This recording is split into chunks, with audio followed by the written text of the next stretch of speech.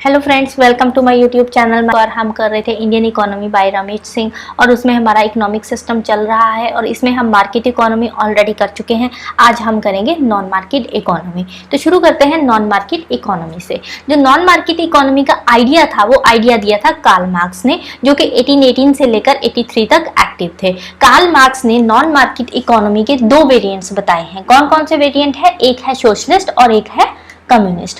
अब इन दोनों में फर्क क्या है? जो सोशलिस्ट है, सोशलिस्ट में होता है जो सोसाइटी के रिसोर्सेज है उसकी जो ऑनरशिप है वो किसके पास होगी? स्टेट के पास होगी। सोशलिस्ट इकोनॉमी में जो सोशलिस्ट मॉडल है ये आया था एक्स यूएसएसआर में 1917 से लेकर 89 तक, ये वहां पे काम करता रहा सोशलिस्ट मॉडल। और इसमें जो सोसाइटी के, सोशलिस्ट में सोसाइटी के जो रिसोर्सेज है उसकी ऑनरशिप और उसका कंट्रोल जो है वो स्टेट के पास होगा। और जो कम्युनिस्ट है, कम्युनिस्ट में क्या होता है? कम्युनिस्ट मॉडल में जो चाइना में आया था 49 से लेकर 85 तक वहां पे ये चलता रहा था, उसमें स्टेट के जो नेचुरल रिसोर्सेज है उसकी ऑनरशिप तो स्टेट के पास होगी ही होगी और उसके साथ साथ जो लेबर है, लेबर का कंट्रोल भी स्टेट के पास होगा। राइट, समझ आई दोनों में डिफरेंस? सोशलिस्ट में जो नेचुरल रिसोर्सेज हैं सोसाइटी के, सिर्फ नेचुरल रिसोर्सेज की ऑनरशिप स्टेट के पास होगी। कम्युनिस्ट में क्या है? कम्युनिस्ट में सोसाइटी के नेचुरल रिसोर्सेज के साथ साथ जो लेबर है, लेबर की ऑनरशिप भी स्टेट के पास होगी। अब इसके और बहुत सारे नेम इसके बाद निकल कर आए। कौन कौन से थे? जैसे इसको कुछ लोगों ने स्टेट इकोनॉमी बोला, कुछ ने कमांड इकोनॉमी भी बोला, कुछ ने सेंट्रली प्लान्ड इकोनॉमी भी बोला। बेसिकली जो ये मार्केट इकोनॉमी है इसके जो मेन फीचर्स क्या है वो हम अभी देखेंगे। अब कंट्री के जो रिसोर्सेज हैं, इस जो ये किस लिए यूज करती है? जो स्टेट यूज करती है रिसोर्सेज, तो रिसोर्सेज को यूज करती है for the wellbeing of all, लोगों के वेलबींग के लिए यूज करती है रिसोर्सेज को स्टेट। अब कैपिटलिज्म में क्या था? कैपिटलिज्म में अगर कोई बंदा काम कर रहा है तो वो अपने प्रॉफिट के लिए काम कर रहा है, बट सोशलिज्म में ऐसा नहीं है। सोशलिज्म में क्या है? सोशलिज्म में स्टेट काम करती है सोसाइटी की वेलबींग के लिए, सोसाइटी के वेलफेयर के लिए काम करती है।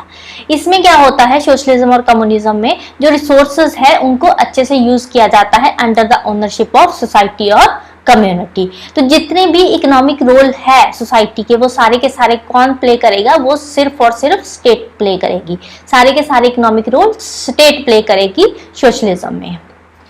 लोगों के पास, किसी भी इंडिविजुअल के पास कोई प्रॉपर्टी राइट्स नहीं होंगे। अब किसी एक इंडिविजुअल के पास प्रॉपर्टी राइट्स नहीं होंगे तो इसके चलते हुए जो प्रोलेटरेट है, जो लेबर की एक्सप्लॉयटेशन है वो कम होगी। अगर किसी एक बंदे के पास ही बहुत सारी प्रॉपर्टी आ जाएगी, पैसा आ जाएगा किसी प्राइवेट प्लेयर के पास, तो उससे क्या होगा? उससे जो लेबर है वो एक्सप्लॉइट होती थी। अब यहाँ पे क्या हो रहा है सोशलिज्म में? सोशलिज्म में किसी इंडिविजुअल के पास प्रॉपर्टी राइट नहीं है। प्रॉपर्टी राइट किसके पास है? स्टेट के पास है। इसके चलते हुए जो लेबर है उसकी एक्सप्लॉयटेशन कम होगी। और इसके साथ ही साथ जो बर्जुआ है वो भी, जो जैसे पहले क्या होता था, जो अमीर है अमीर होता जाता था। जो कैपिटलिज्म है, कैपिटलिज्म में जो अमीर है वो अमीर होता जा रहा था, जो गरीब है गरीब होता जा रहा था, जिसके चलते हुए इकोनॉमिक इनइक्वालिटी बढ़ जाती थी। अब यहाँ पे ऐसा नहीं होगा। यहाँ पे किसी के पास भी इतना ज्यादा पैसा नहीं आएगा क्योंकि जो रिसोर्सेज की ऑनरशिप है वो सारी की सारी सरकार के पास है, तो सारे इक्वल रहेंगे।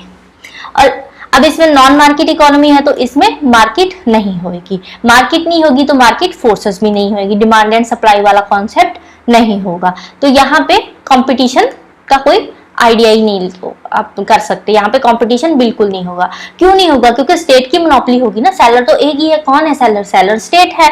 तो अब यहाँ पे मोनोपोली होगी तो कंपटीशन नहीं होगा। कंपटीशन नहीं होगा तो मार्केट भी नहीं होगी। डिमांड सप्लाई वाला कॉन्सेप्ट भी यहाँ पे नहीं आएगा। अब यहाँ पे इकोनॉमिक रोल कौन प्ले कर रहा है? जो इकोनॉमिक रोल है लोग प्ले करते थे वो अब कैसे लोग प्ले करेंगे? वो स्टेट ऑन्ड एंटरप्राइजेस में काम करेंगे, एम्प्लॉयड होंगे। अब लोग किसी गवर्नमेंट सेक्टर में काम कर रहे हैं, ठीक है, वो काम कैसे कर रहे हैं? अपनी एबिलिटी के अकॉर्डिंग काम कर रहे हैं वहां, तो उसके अकॉर्डिंग उनको वहां पे फैसिलिटीज दी जाती है, उनकी जरूरतों के हिसाब से उनको पैसा मिलता है। जो जैसा काम करता है वैसा उसको पैसा मिल जाता है सरकार की तरफ से। तो अब ये डिसीजन लेना कि क्या प्रोड्यूस करना है, कितना प्रोड्यूस करना है और किसको सप्लाई करना है, ये सारे का सारा डिसीजन लोग नहीं लेंगे। ये डिसीजन कौन लेगा? ये डिसीजन लेगा स्टेट लेगा। मार्केट इकोनॉमी में क्या होता था, मार्केट इकोनॉमी में कोई भी एक प्राइवेट प्लेयर इंडिविजुअल होता था या कोई फर्म आती थी, वो ये सारी चीजें डिसाइड करती थी, प्रोडक्शन करती थी और फिर सप्लाई करती थी। अब यहाँ पे क्या हो रहा है, यहाँ पे कोई इंडिविजुअल या कोई फर्म नहीं आएगी, यहाँ पे स्टेट डिसाइड करेगी कि क्या प्रोड्यूस करना है, कितना करना है और कैसे सप्लाई करना है। ये सारे काम यहाँ पे आ जाएंगे स्टेट में। तो ये वाला जो सिस्टम था ये सबसे पहले यूएसएसआर में शुरू हुआ था 1919 में, जिसको आज की डेट में रशिया बोलते हैं। वहां से फिर ये धीरे धीरे ईस्टर्न यूरोप में स्प्रेड हो गया, जिसको कि सोशलिस्टिक ब्लॉक कंट्रीज भी बोला जाता था उस टाइम पे। तो फाइनली फिर चाइना में, जो कम्युनिस्ट चाइना है, वहां पे इसकी प्योरेस्ट फॉर्म निकलकर सामने आई 1949 में। तो दो सिस्टम फिर वहां से इमर्ज हुए, एक था सोशलिस्ट और एक था कम्युनिस्ट मॉडल। जो नॉन मार्केट इकोनॉमी है, नॉन मार्केट इकोनॉमी के फिर दो मॉडल सामने आए, एक सोशलिस्ट मॉडल और एक था कम्युनिस्ट मॉडल। अब इस सिस्टम की बहुत सारी कमियां भी रही है। कमियां क्या क्या थी, ये वाला जो सिस्टम है ये लोगों के वेलबींग के लिए काम करता था। उसके चलते हुए अब गरीबी खत्म होने लगी, ठीक है, धीरे धीरे। अब स्टेट के कंट्रोल के अंदर सारी चीजें आ गई, तो धीरे धीरे जो पॉवर्टी है वो भी कम होने लगी। बट इसके चलते हुए भी इसकी बहुत सारी लिमिटेशंस थी। कौन कौन सी लिमिटेशंस थी? अब इसका एम क्या था? इसका एम था लोगों के वेलफेयर के लिए काम करना, ना कि कोई कैपिटल क्रिएट करना या वेल्थ क्रिएट करना। अब पैसा कमाना तो इसका काम था नहीं। अब जो कैपिटलिज्म में क्या होता था, कोई प्राइवेट इंडिविजुअल है वो प्रॉफिट के लिए काम करता था, पैसे के लिए काम करता था। अब जो स्टेट है वो पैसे के लिए काम नहीं करती, वो लोगों के वेलफेयर के लिए काम करती है, जिसके चलते हुए आने वाले कुछ टाइम में इन्वेस्टिबल कैपिटल की कमी हो गई स्टेट के पास। अब लोगों का वेलफेयर तो करते रहे, गरीबों का भी चलो ठीक है भला कर दिया उन्होंने, बट स्टेट के पास क्या हुआ, इन्वेस्टिबल कैपिटल की कमी आ गई है। अब स्टेट क्या करती थी, स्टेट की प्रायोरिटी होती थी रिसोर्सेस को यूज करना लोगों के लिए। तो इसके चलते हुए जो रिसोर्सेस थे उनको बेस्ट तरीके से यूज किया ही नहीं गया। रिसोर्सेज का बेस्ट और ऑप्टिमम यूज जो नहीं होता था, और जिसके चलते जो रिसोर्सेज की मिस एलोकेशन और वेस्टेज होनी शुरू हो गई, क्योंकि मार्केट फोर्सेस तो थी नहीं, कोई डिमांड सप्लाई का कॉन्सेप्ट तो था ही नहीं, तो रिसोर्सेज को अच्छे से यूज नहीं किया गया, तो रिसोर्सेज की मिस एलोकेशन और वेस्टेज होनी शुरू हो गई। अब लोगों को कोई प्रॉपर्टी राइट्स तो मिलते नहीं थे, अब काम करते थे, थोड़ा बहुत पैसा मिल जाता था तो अपना घर चला लेते थे, तो कुछ इनोवेशन नहीं होती थी। उससे क्या होता था, अब लोगों के पास हार्ड वर्क करने के लिए मोटिवेशन चाहिए होती थी। अब मोटिवेशन तो मिलती नहीं थी, सेम फिक्स होता था कि इतने टाइम के लिए काम करना है, इतना पैसा मिलना है, तो जितना काम होता था अपने हिसाब से वो कर लेते थे। कोई बहुत ज्यादा हार्ड वर्क नहीं करते थे। हार्ड वर्क तो तब करेगा ना बंदा जब उसको होगा कि हाँ कुछ बेनिफिट होगा, कुछ एक्स्ट्रा मिलेगा, तो उनको कोई मोटिवेशन ही नहीं मिलती थी, जिसके चलते हुए इनोवेशन वहां पे बिल्कुल ही खत्म हो गई थी। इनोवेशन नहीं थी, कोई रिसर्च नहीं हो रही थी, कोई डेवलप नहीं हो रही थी, तो धीरे धीरे जो कंट्री थी वो इंटरनली डिके हो रही थी, इंटरनली खत्म होते जा रही थी जो कंट्री थी। अब नॉन डेमोक्रेटिक पॉलिटिकल सिस्टम था। नॉन डेमोक्रेटिक पॉलिटिकल सिस्टम में लिबर्टी और फ्रीडम जैसी चीजें तो वैसे ही नहीं थी, है ना, बिल्कुल भी नहीं थी लोगों के पास, ना तो लिबर्टी थी ना ही कोई फ्रीडम थी। और मेन जो गवर्नमेंट थी, जो स्टेट था, उसका एम क्या था, उसका एम था कि लेबर की एक्सप्लॉयटेशन नहीं होनी चाहिए, जो कि कैपिटलिस्ट में होती है। अब क्रिटिक्स ने इसको क्या बोला, क्रिटिक्स ने इसको स्टेट कैपिटलिज्म बोला। क्रिटिक्स का क्या मानना है कि ये तो एक स्टेट कैपिटलिज्म शुरू हो गया था, एक तरह का के स्टेट अपनी मर्जी से काम कर रही है। तो धीरे धीरे 1970s तक आते आते जो इकोनॉमीज थी वो इंटरनली डिके होने लग गई, इंटरनली बिल्कुल ही खत्म होनी शुरू हो गई, क्योंकि कैपिटल ही नहीं थी, इन्वेस्टिबल कैपिटल तो बिल्कुल ही खत्म होनी शुरू हो गई। तो इस सिस्टम की फिर शॉर्टकमिंग सामने आने लगी, इस सिस्टम की कमियां सामने आने लगी सोशलिज्म की। उससे पहले अगर हम 1950s की बात करें, मिड 1950s की, तो उस टाइम पे एक पॉलिश फिलोसोफर थे ऑस्कर लांगे। उन्होंने क्या एडवाइस दी थी कि जो इकोनॉमीज है उनको मार्केट सोशलिज्म के हिसाब से काम करना चाहिए, जिसको कि सोवियत ब्लॉक और चाइना ने बिल्कुल ही रिजेक्ट कर दिया था। उन्होंने बोला कि नहीं, मार्केट सोशलिज्म नहीं हम लेकर आएंगे। मिड 1950s में ही ऑस्कर लांगे ने बोल दिया था कि जो सोशलिस्ट इकोनॉमी है ये अच्छे से काम नहीं करेगी, मार्केट सोशलिज्म लेकर आना पड़ेगा। बट उस टाइम पे उन्होंने उसके आइडिया को बिल्कुल ही रिजेक्ट कर दिया था। तो लास्ट में मिड 1980s तक आते आते जबकि इकोनॉमीज की हालत बहुत ही ज्यादा खराब हो गई थी, तो उस टाइम पे जो इकोनॉमीज थी उन्होंने अपने इकोनॉमिक सिस्टम को थोड़ा चेंज करना शुरू किया, अपने इकोनॉमिक सिस्टम को थोड़ा मॉडिफाई किया। मॉडिफाई कैसे किया?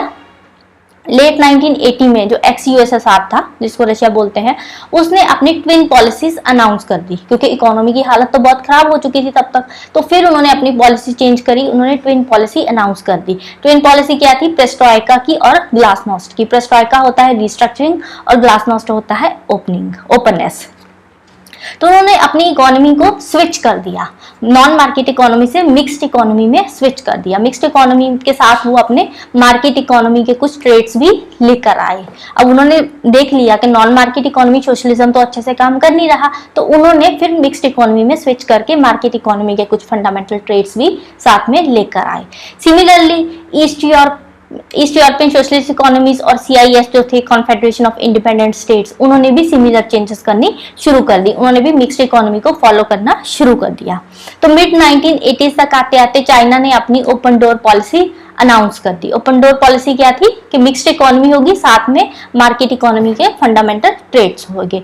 जबकि ये वाली जो पॉलिसी थी वो चाइना ने मिड 1970 से ही बनानी शुरू कर दी थी।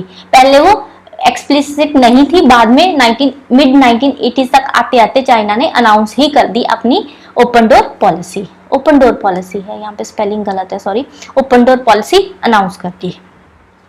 तो इस तरह से अब दो इकोनॉमिक सिस्टम मिक्स हो गए। अब मार्केट इकोनॉमी का अलग से देख लिया उन्होंने कि मार्केट इकोनॉमी, कैपिटलिज्म कैसे काम कर रहा है। सोशलिज्म भी उन्होंने देख लिया कि कैसे काम कर रहा है। ना तो अकेला कैपिटलिज्म ही अच्छे से काम चला पाया, क्योंकि 1929 में ग्रेट डिप्रेशन आ गया कैपिटलिज्म के चलते हुए भी। फिर सोशलिज्म को फॉलो करना शुरू किया, उसको देखकर कुछ जो इकोनॉमीज थी तो वो भी अच्छे से काम नहीं कर पाए, सोशलिज्म भी। तो अब उन्होंने सोचा कि क्यों ना इन दोनों को मिला दिया जाए, मिक्स कर दिया जाए, दोनों के ट्रेड्स को ही फॉलो किया जाए। तो इन दोनों को मिक्स करके जो आइडिया सामने आया वो आया था मिक्स्ड इकोनॉमी का आइडिया। यहाँ पे कि मार्केट इकोनॉमी और नॉन मार्केट इकोनॉमी दोनों के ही प्रिंसिपल्स काम करेंगे। तो मिक्स्ड इकोनॉमी के साथ ही जो आइडियोलॉजी थी वो खत्म हो गई, जो पुरानी आइडियोलॉजी थी वो खत्म हो गई। पहले जो कंट्रीज होती थी, जो इकोनॉमिक सिस्टम होते थे, उनके बीच में आइडियोलॉजिकल डिवाइड था। क्या आइडियोलॉजिकल डिवाइड था? आइडियोलॉजिकल डिफरेंसेस क्या थे? कुछ कंट्रीज मानती थी कि सोशलिस्ट इकोनॉमी होनी चाहिए, कुछ कंट्रीज मानती थी कि कैपिटलिस्ट इकोनॉमी होनी चाहिए। तो कंट्रीज के बीच में आइडियोलॉजिकल डिफरेंस बहुत ज्यादा थे और उसी को लेकर एक कोल्ड वॉर चल रही थी कंट्रीज के बीच में, आइडियोलॉजिकल डिफरेंसेस को लेकर। और मिक्स्ड इकोनॉमी के आने से ये वाली जो कोल्ड वॉर बहुत टाइम से चल रही थी वो खत्म हो गई, right. So this is all about today. Next हम करेंगे मिक्स्ड इकोनॉमी। तो जाने से पहले वीडियो को लाइक कर देना, शेयर कर देना और चैनल को सब्सक्राइब कर लेना। Thank you, bye bye and have a nice day.